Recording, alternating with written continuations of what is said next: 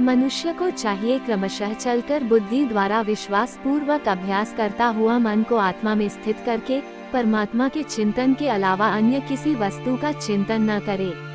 मनुष्य को चाहिए स्वभाव से स्थिर न रहने वाला और सदा चंचल रहने वाला यह मन जहाँ जहाँ भी प्रकृति में जाए वहाँ वहाँ से खींचकर अपनी आत्मा में ही स्थिर करे। योग में स्थित मनुष्य का मन जब परमात्मा में एक ही भाव में स्थिर रहता है और जिसकी रजगुण से उत्पन्न होने वाली कामनाएं भली प्रकार से शांत हो चुकी हैं, ऐसा योगी सभी पाप कर्मों से मुक्त होकर परम आनंद को प्राप्त करता है। इस प्रकार योग में स्थित मनुष्य निरंतर योग अभ्यास द्वारा सभी प्रकार के पापों से मुक्त होकर सुख पूर्वक परब्रह्म से एक ही भाव में स्थिर रहकर दिव्य प्रेम स्वरूप परम आनंद को प्राप्त करता है। योग में स्थित मनुष्य सभी प्राणियों में एक ही आत्मा का प्रसार देखता है और सभी प्राणियों को उस एक ही परमात्मा में स्थित देखता है। ऐसा योगी सभी को एक समान भाव से देखने वाला होता है। जो मनुष्य सभी प्राणियों में मुझ परमात्मा को ही देखता है और सभी प्राणियों को मुझ परमात्मा में ही देखता है, उसके लिए मैं कभी अदृश्य नहीं होता हूँ और वह मेरे लिए कभी अदृश्य नहीं होता है। योग में स्थित जो मनुष्य सभी प्राणियों के हृदय में मुझको स्थित देखता है और भक्ति भाव में स्थित होकर मेरा ही स्मरण करता है, वो योगी सभी प्रकार से सदैव मुझ में ही स्थित रहता है। हे अर्जुन, योग में स्थित जो मनुष्य अपने ही समान सभी प्राणियों को देखता है, सभी प्राणियों के सुख और दुख को भी एक समान रूप से देखता है, उसी को परम पूर्ण योगी समझना चाहिए।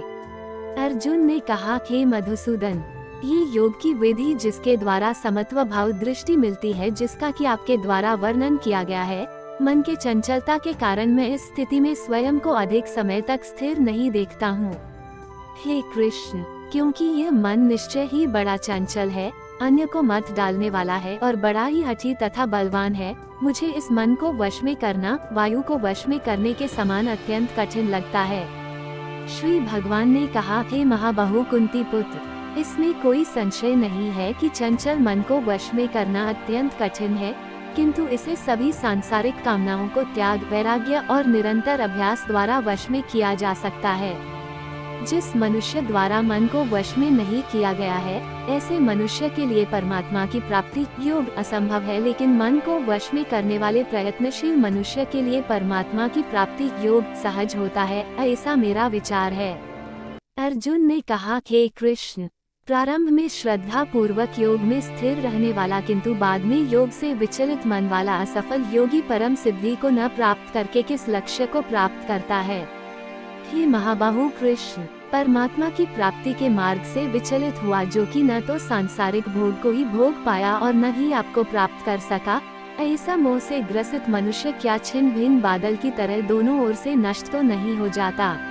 हे श्री कृष्ण, मैं आपसे प्रार्थना करता हूँ कि मेरे इस संशय को संपूर्ण रूप से केवल आप ही दूर कर सकते हैं, क्योंकि आपके अतिरिक्त अन्य कोई इस संशय को दूर करने वाला मिलना संभव नहीं है। श्री भगवान ने कहा, हे पृथापुत्र, उस असफल योगी का न तो इस जन्म में और न अगले जन्म में ही विनाश होता है, क्योंकि हे प्रिय मित्र, परम कल्याणकारी नियत कर्म करने वाला कभी भी दुर्गति को प्राप्त नहीं होता है।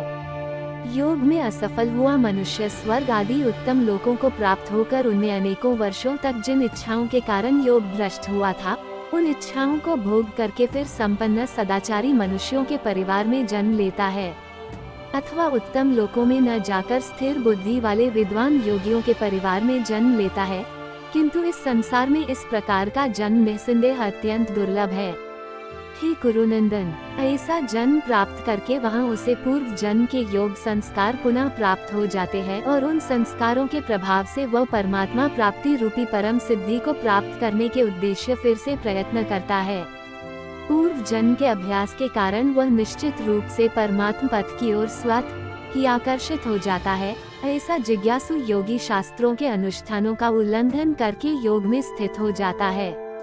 ऐसा योगी समस्त पाप कर्मों से शुद्ध होकर अनेक जन्मों के कठिन अभ्यास से इस जन्म में प्रयत्न करते हुए परम सिद्धि को प्राप्त करने के पश्चात परम गति को प्राप्त करता है। तपस्वियों से योगी श्रेष्ठ है, शास्त्र ज्ञानियों से भी योगी श्रेष्ठ माना जाता है और सकाम कर्म करने वालों की अपेक्षा भी योगी श्रेष्ठ है। इसलिए हे अर्जुन, तू योगी बन। सभी प्रकार के योगियों में से जो पूर्ण श्रद्धा सहित संपूर्ण रूप से मेरे आश्रित हुए अपने अंतःकरण से मुझको निरंतर स्मरण दिव्य प्रेमा भक्ति करता है, ऐसा योगी मेरे द्वारा परम योगी माना जाता है। इस प्रकार उपनिषद, ब्रह्म विद्या तथा योग शास्त्र रूप श्रीमद् भगवद गीता के श्री कृष्ण अर्जुन संवाद में ध्यान योग नाम का 6ठा अध्याय संपूर्ण हुआ।